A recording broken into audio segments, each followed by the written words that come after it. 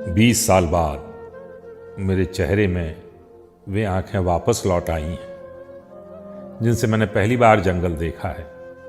हरे रंग का एक ठोस सैलाब जिसमें सभी पेड़ डूब गए हैं और जहां हर चेतावनी खतरे को टालने के बाद एक हरी आंख बनकर रह गई है।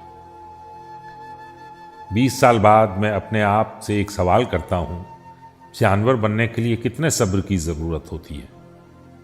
और बिना किसी उत्तर के चुपचाप आगे बढ़ जाता हूं, क्योंकि आजकल मौसम का मिजाज यूं है कि खून में उड़ने वाली पत्तियों का पीछा करना लगभग बेमानी है। दोपहर हो चुकी है, हर तरफ ताले लटक रहे हैं, दीवारों से चिपके गोली के छर्रों और सड़कों पर बिखरे जूतों की भाषा में एक दुर्घटना लिखी गई है। हवा से फड़फड़ाते हिंदुस्तान के नक्शे पर गाय ने गोबर कर दिया है। मगर यह वक्त घबराए हुए लोगों की शर्म आंकने का नहीं और न यह पूछने का कि संत और सिपाही में देश का सबसे बड़ा दुर्भाग्य कौन है। वापस लौटकर छूटे हुए जूतों में पैर डालने का वक्त यह नहीं है।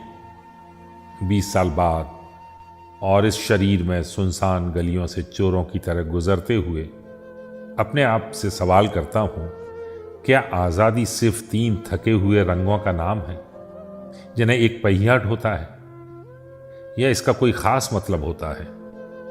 और बिना किसी उत्तर के आगे बढ़ जाता हूं चुपचाप।